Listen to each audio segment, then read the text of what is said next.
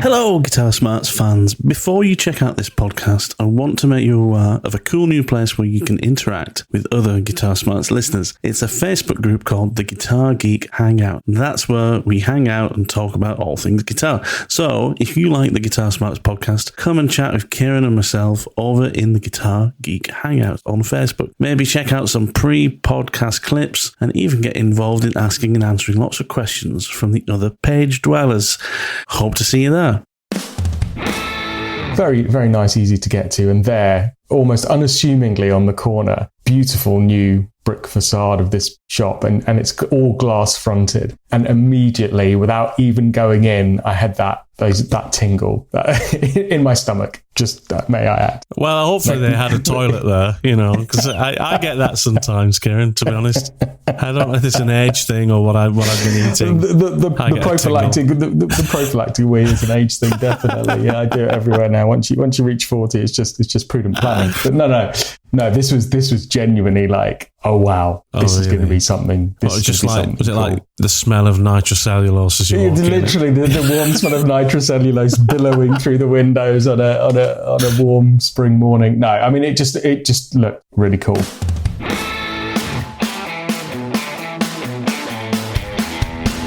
Greetings, welcome back to the Guitar Smarts podcast. On this week's podcast, Kiran recalls his recent visit to the brand new UK Gibson Garage, a guitar store built and operated by Gibson Guitars in London's West End. This new store has got all the Gibson products you could wish to see, and is not just meant to be a high quality guitar store, but a shrine, if you will, to the history and impact of Gibson guitars.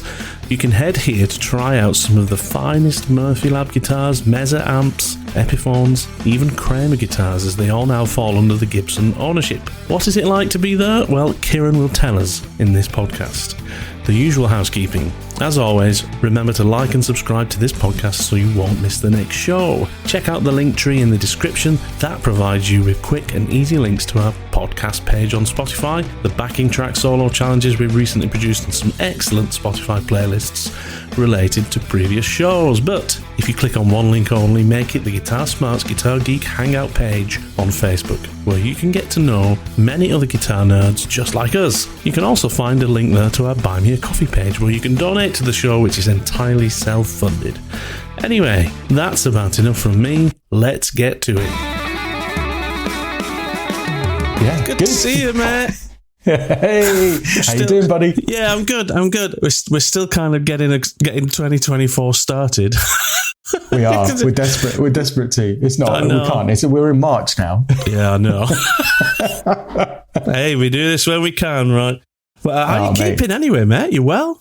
I'm all right. I'm not too bad at all. The sun is shining outside today, which is, oh man, it's been a long time. I know we always start conversations about the weather in the UK, but honestly, man, I'm just fed up of the rain and miserableness of living in the UK.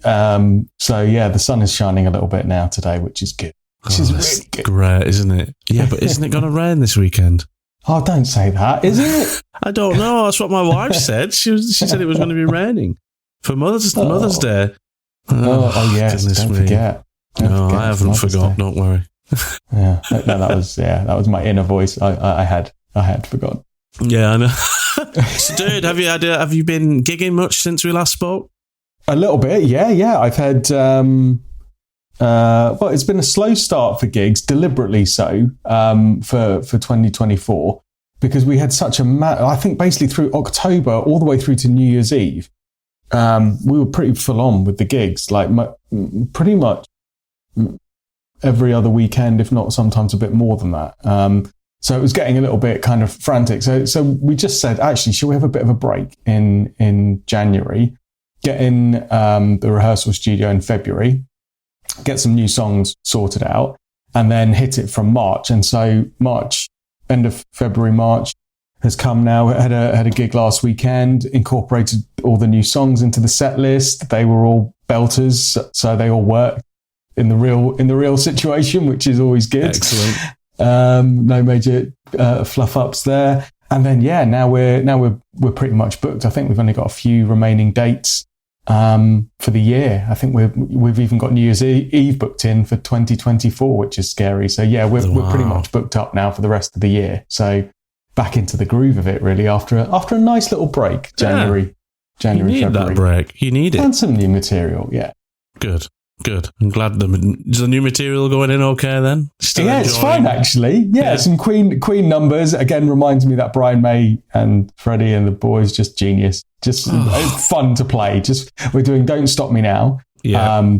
Which is great and challenging considering this is only a 4-piece band, right? Including vocals. So it's really drums, guitar and keys. So I've definitely got my work cut out making that all. That's what I always really love playing, actually, when I dep in wedding bands with a keys player, because it's like, well, if the keys player's there's not much for me to do other than play a guitar solo. Yeah. Maybe a little bit of quiet rhythm in the background, but... That's it. Now imagine that with no keys player. It's just like, oh, crikey. But it's good. It's enjoyable. It's keeping me on my toes. And then some other ones that are pretty straightforward kind of numbers. But... I had that weird feeling like packing up for the gig last weekend. And I was just like, oh, am I getting too old for this? I mean, after a couple of months break, right? When you're in the swing of it and you're doing it, you're kind of like, yeah, I'm in the groove. But having those kind of 8 weeks break, I was kind of like, oh, it's raining outside. It's miserable. It's pitch black. Yeah. So, and it was freezing. I mean, in February, it was freezing. I had to scrape the ice off my car pre-gig, and I had to scrape the ice off my car when we packed down at the end of the night to drive home. And I was like, oh man. I tell you what though, I absolutely loved it. And I'm kind of like, oh, I haven't got a gig this weekend. I've got to wait until next weekend for the next gig. So no, I'm back into it. Yeah. I do sometimes feel that, like, am I getting too old for this? This is really hard work. And then you see, like you go to a jam night or whatever and you see like some guys get up who are clearly much older than you are and they're rocking out and you think, gosh, you're not too old for this. That's a state of mind, not a physical state. State of mind. It's a state of mind. And it's very much related to how intense the kids have been that week and how much sleep I've got. That's true. All of that stuff. So, I'm feeling good. How about you, buddy? Did you go? I've completely forgotten until you just said it. Did you go to the jam night this week? Yeah, I did. It was quite a quiet one. Was it? You didn't miss much. It was all right, though. But yeah, it was nice to blow the cobwebs off because I haven't really played loud since the last time I went to a jam night, which I guess would have been January. But yeah, it was all right. It was good fun.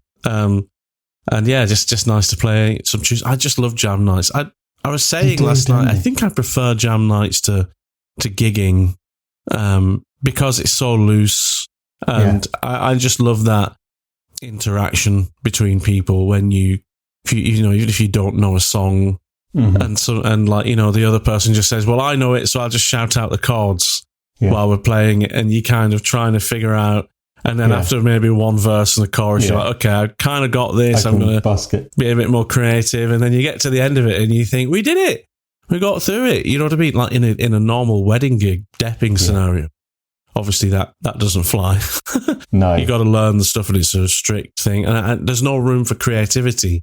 And that's the thing, that I love the most about jam nights. I love it more when it's, you're flying by the seat of your pants and you're all kind of looking at each other going, is it the middle section here? Yeah. Oh, yes, it is. We've all actually just, do you know what I mean? It's like... stumbled on it nicely and we're all in, we found the pocket. We weren't in it, but we've stumbled into it. Let's try and stay in it. We've all fallen into the pocket. There might be some lint and some, some pocket change in there. And exactly. Things. But we're in he's fallen out of the pocket, getting back in. Getting back in the pocket.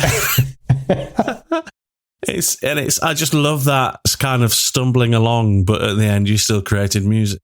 That's the thing that it's all about for me. Is I get that human element, I totally get that, and for me, that's why I like the band very much that I'm in, because we're rehearsed and we're decent enough musicians, but we're not pro musicians. And every gig, it's kind of not that the audience knows this, right? The audience are happy, drunk people in a pub, so they think we're brilliant. But for us, it's always that kind of seat of the pants thing going, yeah, we got that. We all finished at the same time. We kind of remembered all of the arrangement nicely, and we did it. And it's those little exchanges where you kind of have that acknowledgement mid-song where you go, yeah, nice. Yeah, exactly. I like it. So for me, I get that balance, but I've got too much OCD for jam nights now, I think. And I'm not anywhere near accomplished enough a musician like you or others where I can feel comfortable to know that I'll figure it out and it will happen at some point.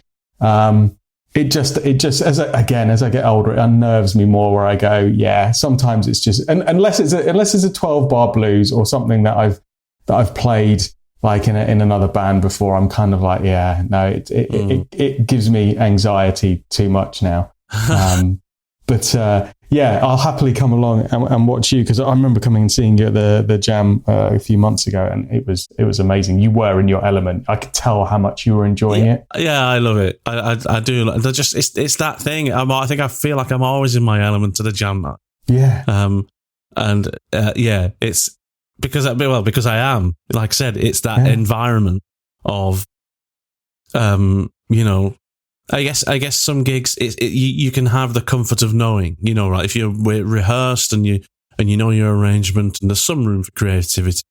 I guess some people like having the comfort of knowing. For me, it's the comfort of finding out. Yeah, yeah. You know what I mean? It's there has to be room for something to happen that was unexpected. Definitely. That's the thing for me.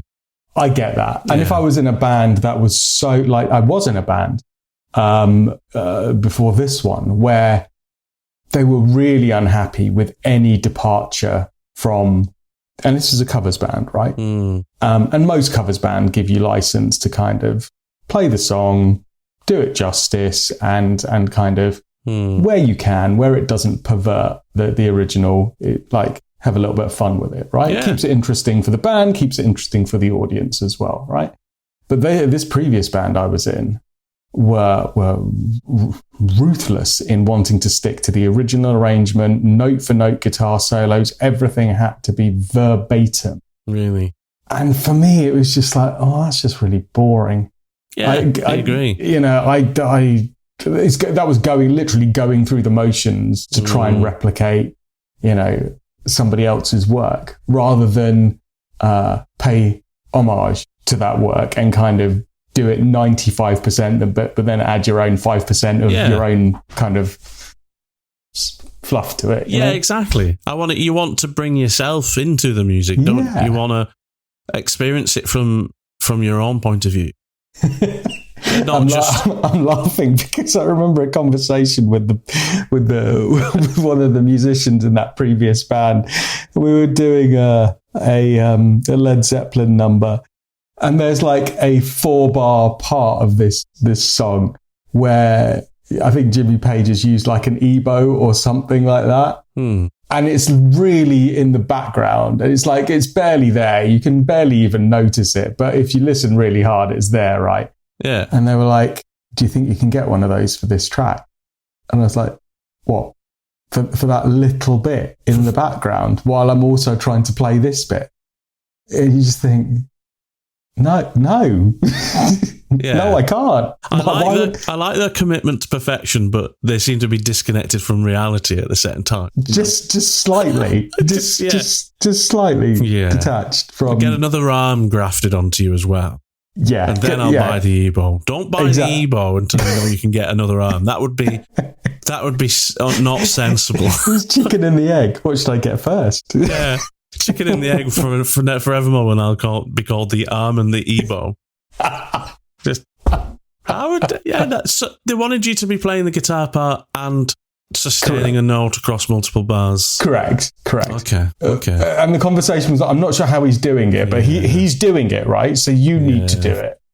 I'm like, have you heard of like a recording studio where like stuff is layered and like incidental and for ambience and right.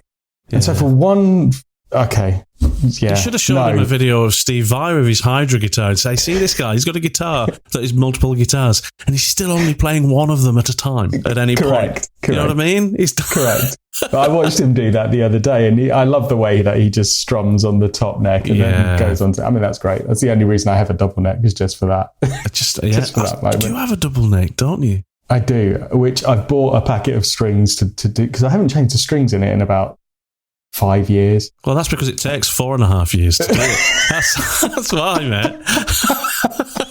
They're still fresh. That's exactly why. And I'm pretty religious about, like, every few months turning over my guitars, giving them a tweak, putting a set of strings here and there. This one shamefully is sat there, no dust on it, nicely maintained, respectfully looking there on its stand, unplayed, with a 5-year-old set of strings on it. So I've got a new set of strings that have been looking at me for about a month, and at some point I'll put them on there. Well, because my eldest now he's like, I want to play it, I need to play it. So I'm really doing it for him. He's becoming a monster, man. Oh, really? I'm so excited for him. I need to send you some videos. I'm so jealous, but also really excited for him. Because, we know why I'm jealous, because he's in that period that is so enjoyable when you're mastering it, but there's so much still to gain.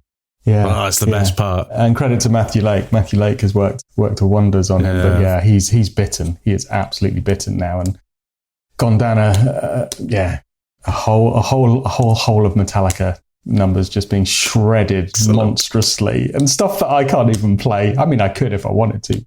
Has he got any favourites? Has he got any particular favourites? Yeah, Master of Puppets, he's learning from start to finish, right? And that's like a 9-minute long song, and he's about 7 minutes into it now already. Wow. And so he's pretty much there with it, and I'm just sitting there listening to him in his room, just going, wow. Yeah. I mean, all from memory. He's not reading it. I mean, he sight read it with Matt as he was learning it, but now he's memorised it all, and he's kind of like, and we do this next bit and this next bit, and that's awesome.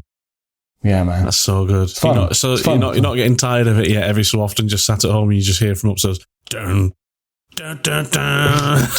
It's literally my life right now. Literally, every day. But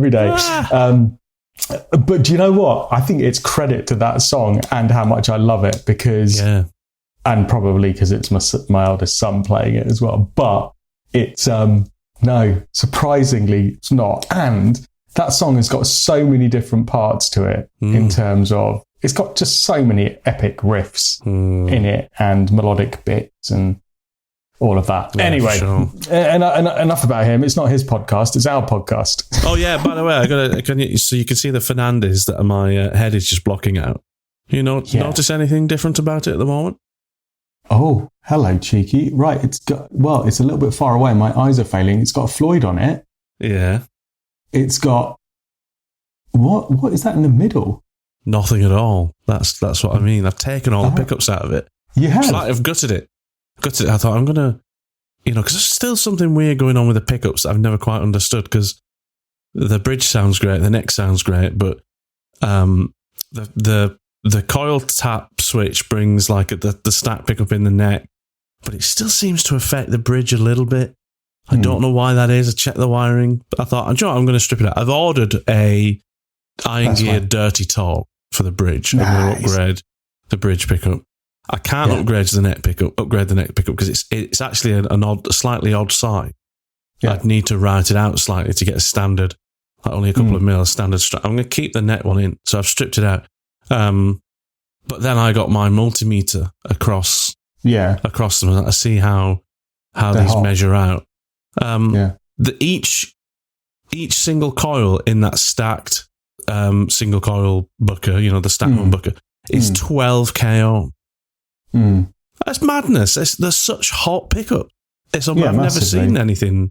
So if I put them both together, I've basically got 24k neck pickup. And I can't believe it. It's madness. Is it additive in that way with both of those? I think so. I mean, they certainly measure that way, but it's a good point, because I guess as a humbucker, they're in series, but they'll be positioned in such a way so that the signal's kind of out. That's how you get rid of the noise, right? Yeah. They're positioned in a way so that the signal's still in series, but the noise then ends up out out of series, so then that's how humbuckers work, right? So you kind of they're wired in series and then they're put together kind of like that. So the signal goes up one way and then down the other. Yeah. So it's in series, but the noise on this humbucker would be out of phase with the exact same noise collecting on the other single coil. Yeah. And then they add together and cancel each other out. Well, I don't know. It's how it seems to measure out. Yeah. Yeah. Can you do it as a total output? I can do. Yeah, but they're wired outwards separately. So, which I guess is how most humbuckers are. Unless if you can coil tap a humbucker, then that means you still they're effectively wired out as two single coils, and you have to join the earth of one with the signal of the other in the middle to do that. So, but I can do that. Yeah, I'll have to do that. I've actually got it sat right here. Oh, there you go. Because that would be ludicrously hot. Yeah, it is, isn't it? Ludicrously hot. It doesn't feel that way. I wonder if I measured it wrong. I don't know. Well, maybe, yeah. Never measure again. It is a bit of a mystery art. But to be honest, mate, if you don't like the sound of it and it doesn't sound right, then I could have given you my rolling mill iron gear. I would have posted that over to you, mate. You could have had that. It came out of the Tokai. Did it? Lovely pickup. Yeah. Really nice. And credit to Iron Gear, like their descriptions are spot on. Yeah. And A-Bing it versus the Tesla Shark that I swapped it out with, I can totally hear the difference in not, and this isn't subtle where you go, oh yeah, maybe I can hear the difference. No, clear as day, because the Tesla Shark's got an Alnico 2 magnet and the rolling mill's an Alnico 5. And the Tesla Shark's slightly lower output, but not noticeable enough so the output's roughly the same, but the tonal characteristics and the EQ curve, as described in the literature, can totally hear those differences. Wow. And it didn't work in a live setting, although a great pickup. It just didn't tonally match nicely with the neck pickup. They didn't complement each other well, even though they're lovely pickups in their own right. So I would probably match an Alnico 5 with an Alnico 5 and a 2 with a 2, because they weren't complementary in that way. So the original Tesla Shark's gone back in and had that tweaking that I talked about last time with the different humbucker pole pieces and really dialing it in. Yeah. And it's fixed all the issues that I was grumbling about. What was the reason you got the rolling mill again? Was it kind of, you were trying to get a bit more of a rounded? Correct. Is that right? Yeah. Okay. Correct. I thought the Tesla Shark bridge was too thin sounding relative to the neck version. The neck version is a beautifully warm, perfect, neck pickup for that kind of slash lead tone and bluesy, cleaner stuff.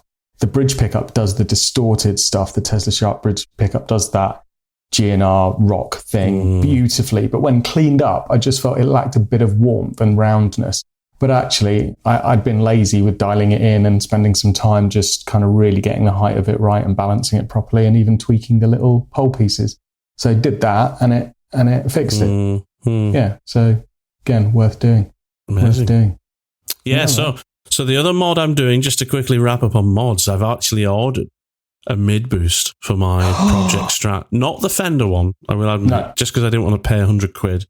No, exactly. And I thought I'll trawl around. I actually toyed with the idea of doing it at one point. I thought, I wonder if I can buy myself a cheap mini pedal, like a Landlord Effects clean boost, just a single knob kind of clean boost thing. And I thought, I wonder if I could give myself the project of taking it apart and trying to squeeze it into a pedal. But actually, in the end, I found this guy. That'd be fun. Out of Poland, who's got a company called, they're called Project Electronics or something like that. He makes all these different kinds of onboard electronics for guitars. Oh, and he had a mid boost that boosts at 600 hertz, which I think is around the same as the Clapton one, up to 21 decibels of boost.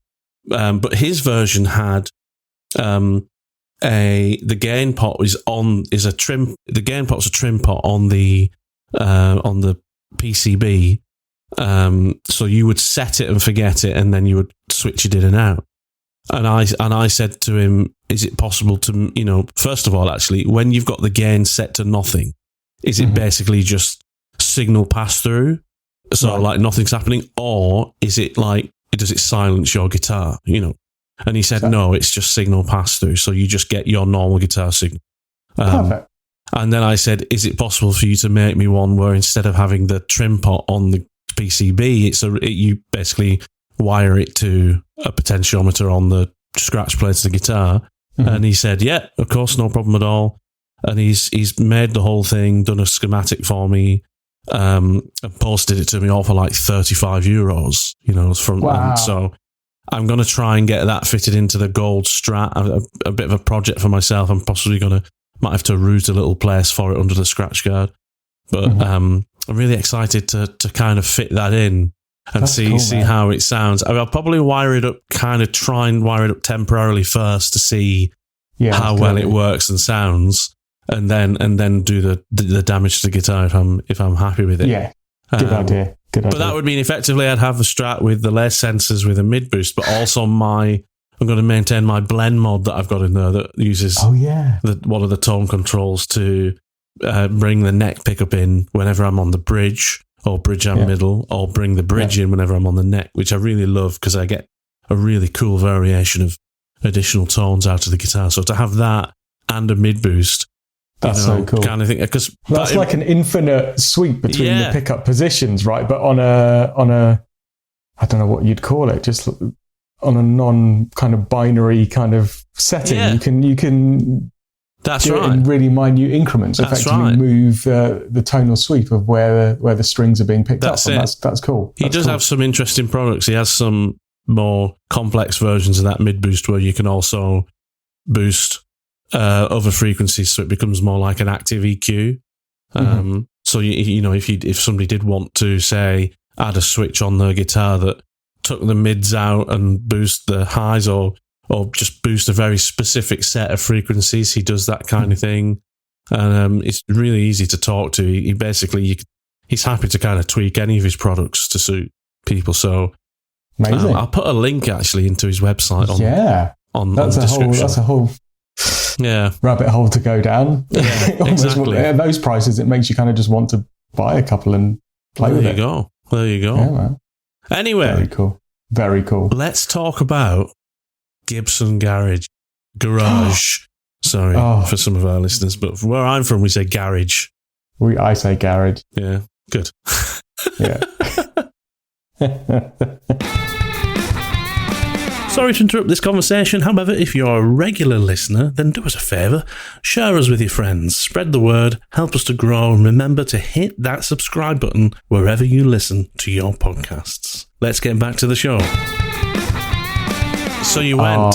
You went, right? I went. I did go, right. So it has. So for those of you that don't know, Gibson have opened a flagship Gibson Garage store off of Oxford Street in central London. And I was actually in London on the opening day, and I was with the kids and the wife, and we were going to the theatre to watch something, and my wife said, did you want to go into Oxford Street and have a look at this? And I just thought, this is going to be too special for me to be distracted by my beautiful family who would not allow me to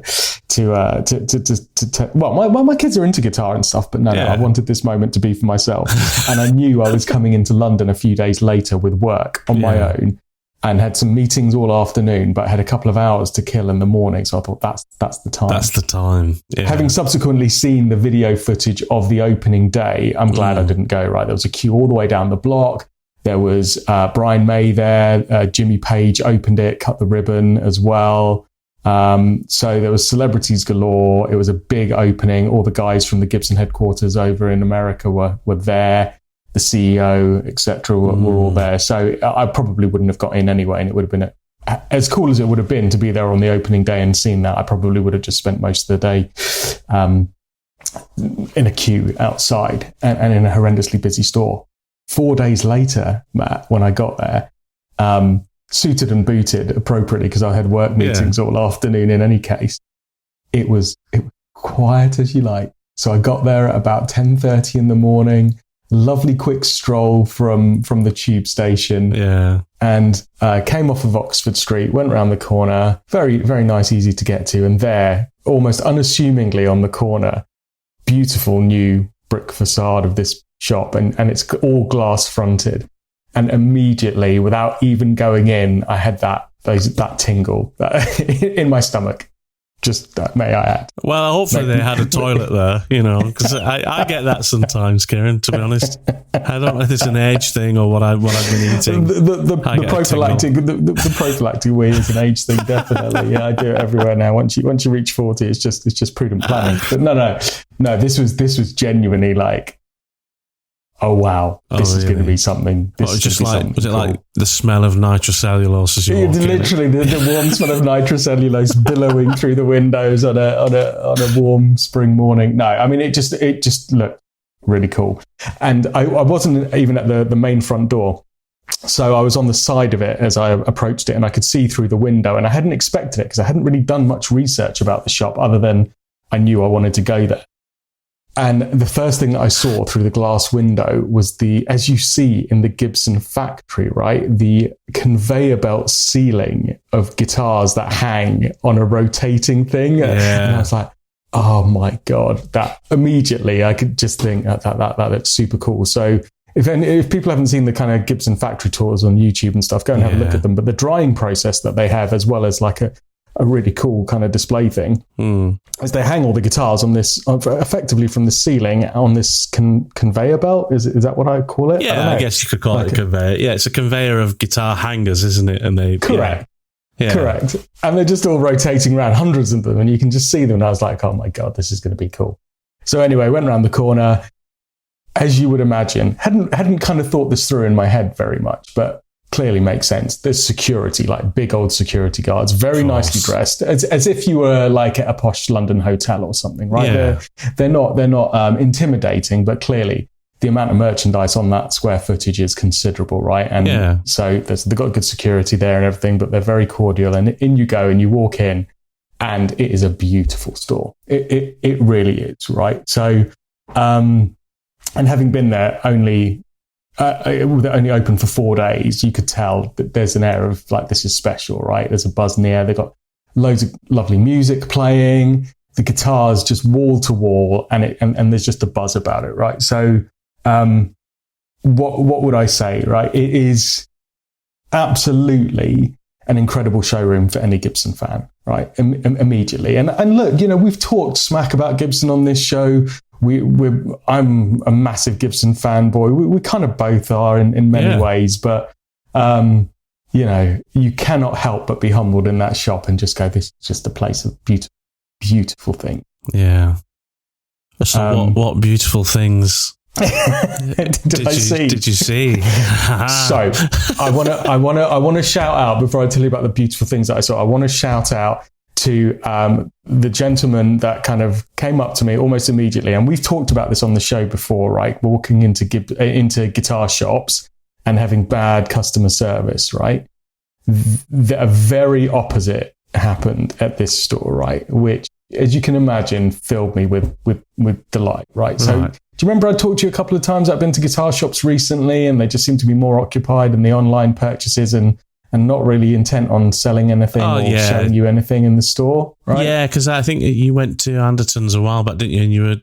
And they were kind of like, no, you can't come in unless you've got an appointment to see things in the guitar showroom or whatever. And it was like, there's nobody in there. It was just a lackluster experience, and nobody was interested in showing me anything. And I was very smartly dressed and clearly interested in purchasing something, but no one gave two hoots.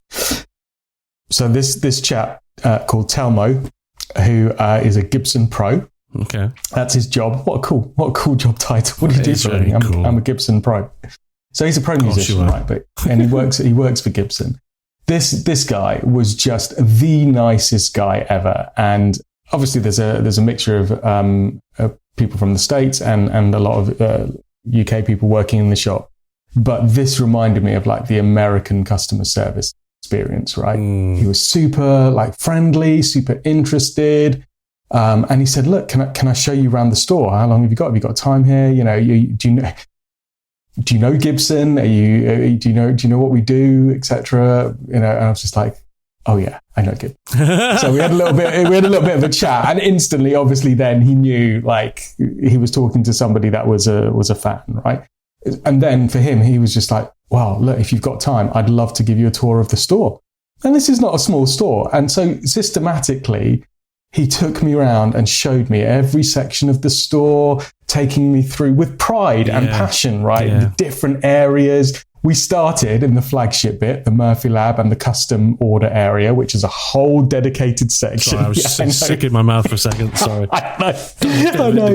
Mate, you would have walked into that store and just looked at loathing at all of this stuff. But it was, I must admit, it was quite special. Yeah, and, so he got the greenie down off the rack for me, and we had a good look at it. I got some pictures of it.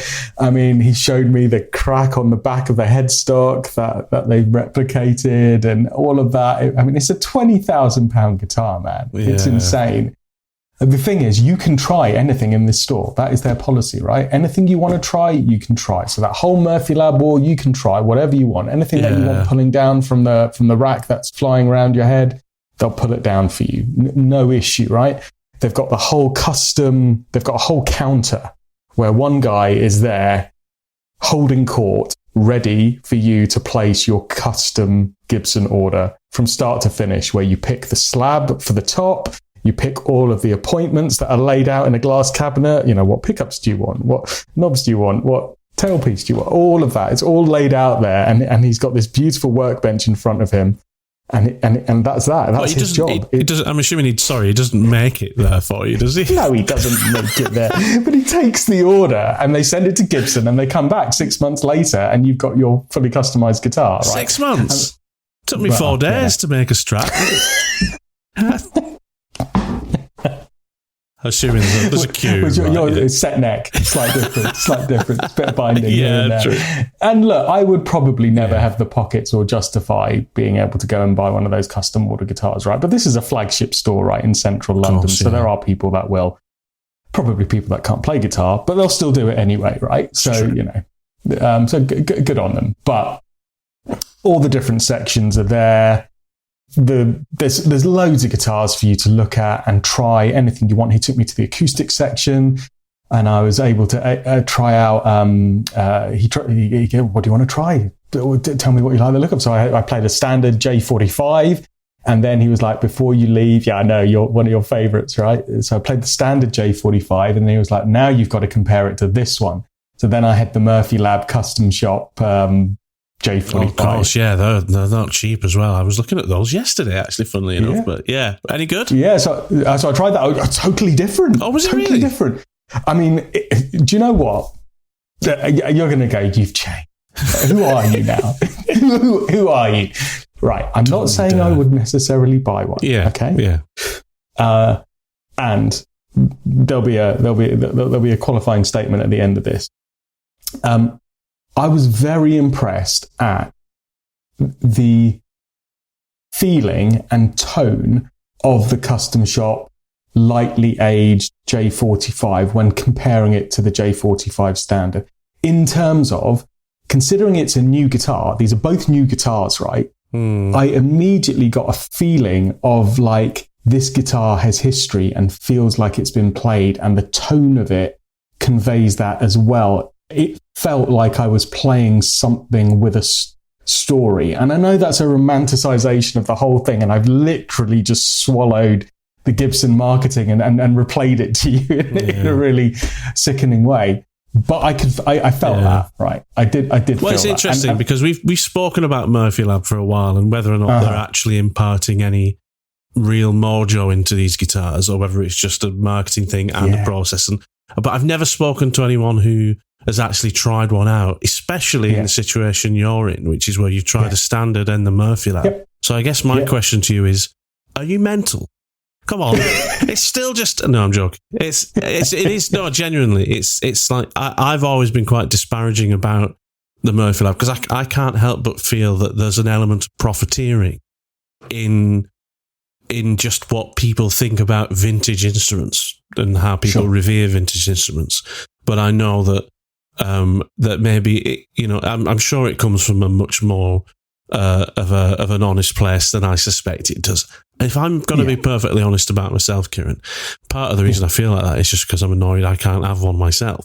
You know what I mean? But most people are, mate. Most people are. Same.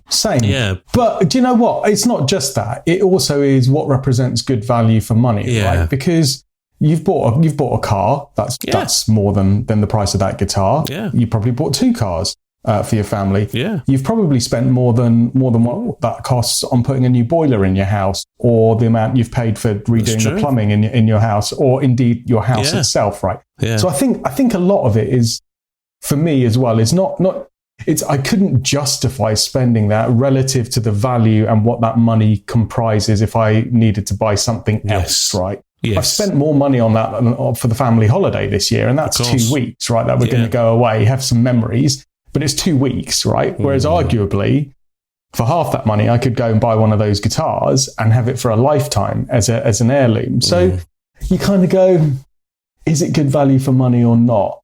And the problem is, and this is my footnote on it all, is whilst both of those guitars were beautiful, absolutely beautiful, they paled in comparison to my JWJ.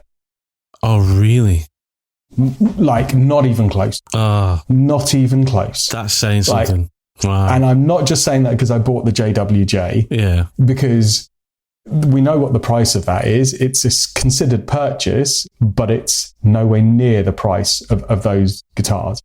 So, and when I came home again and played it again, I just had a massive smile on my face and I went, there you go. That JWJ is just phenomenal, and I'll buy another one in a heartbeat because it represents incredible craftsmanship, incredible tone at a price point that I feel is justified. But were those Gibson guitars that I tried special and lovely and nice, and did I get the mojo thing?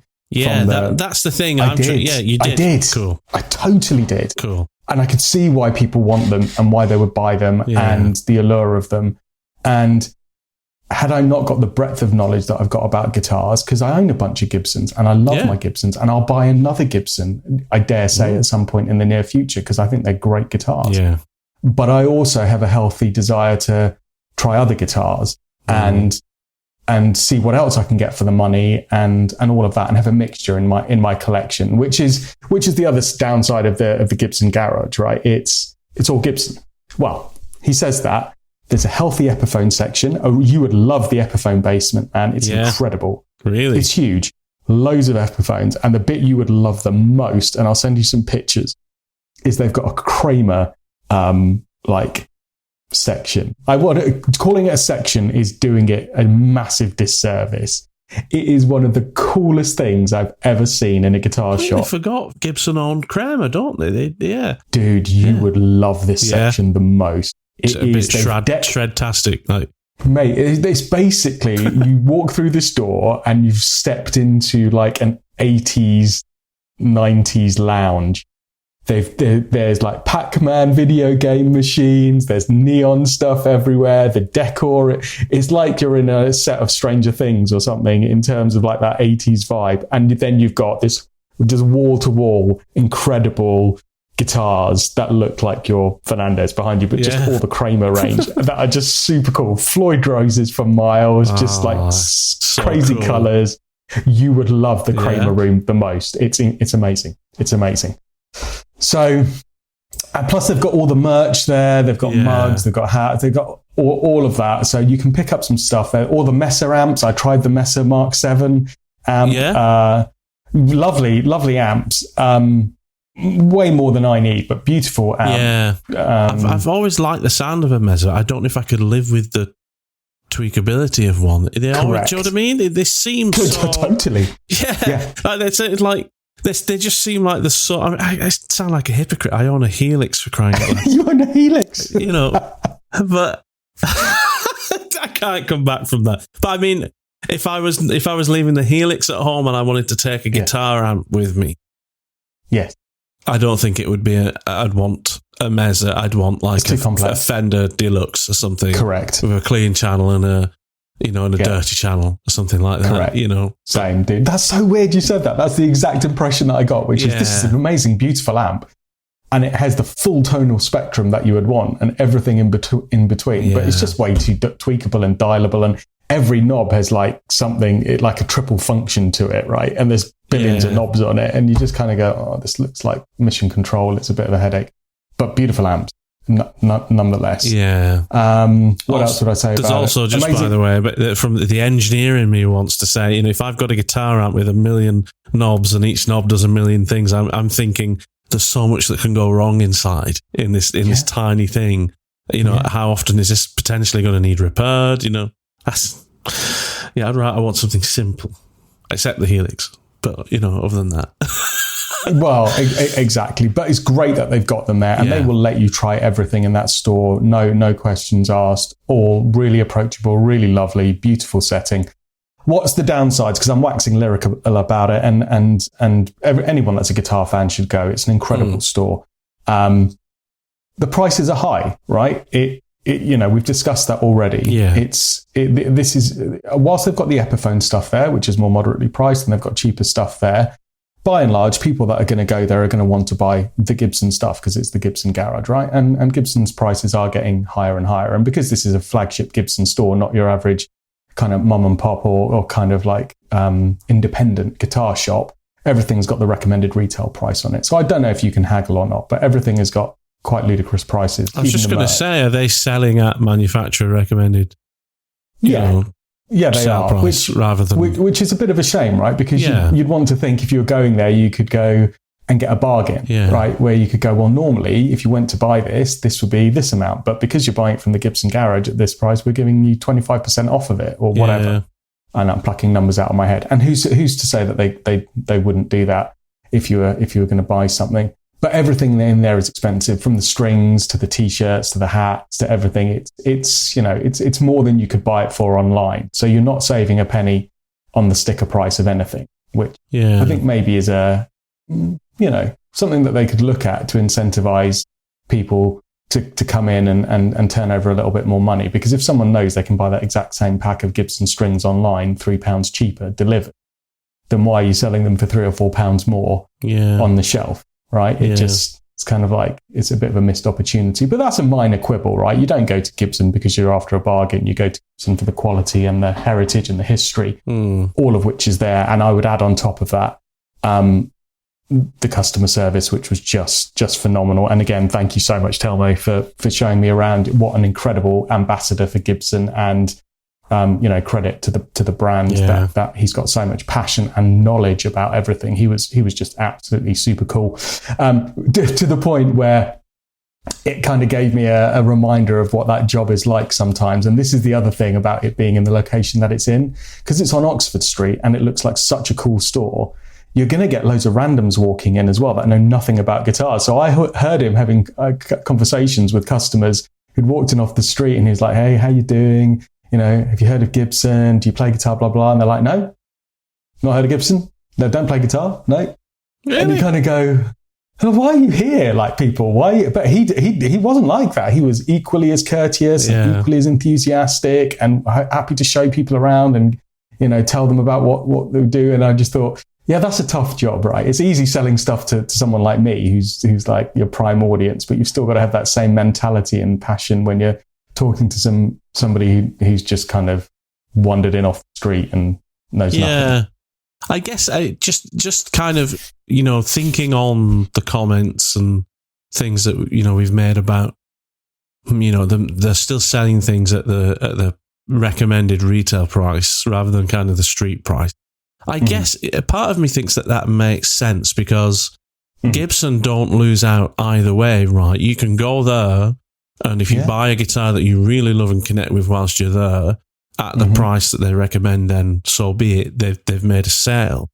But the real big win is as a guitarist, you go there and you develop a new, kind of admiration for a brand that maybe you didn't have before, and then you go to guitar and you buy that Gibson, and then other people like it, and you go to Anderton's and you start paying more attention to them as a brand. So I guess they win all round, right? Whether you buy from them or not, You're still investing in the brand and they're raising the profile. I think.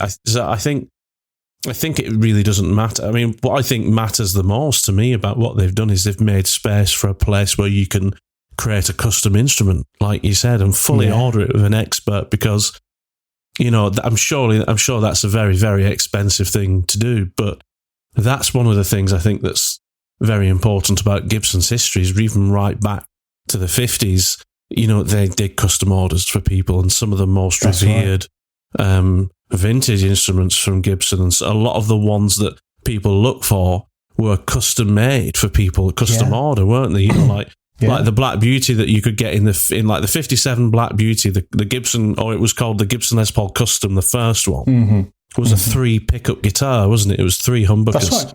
That's right. And if you wanted a Black 50s custom with 2 pickups, that was a custom order. You find one of those now, and it's, you know, it's tens and tens of thousands of dollars and pounds, you know. Wow. So having a place where people can come and easily create custom guitars that you can't get off the shelf, they're creating Gibson are investing in a future vintage instrument, you know. They're investing in the future of vintage instruments that they'll never earn from, but they want to make sure they're still around. And I think that's really...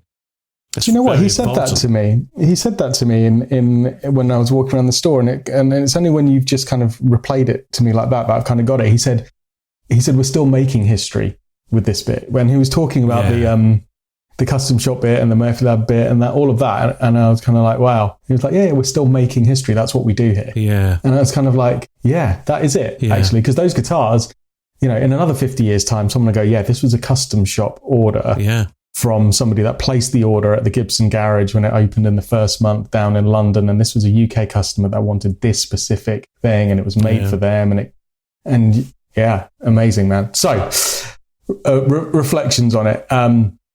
Amazing store. Would I go back there again? In a heartbeat. Yeah, I felt like a child again.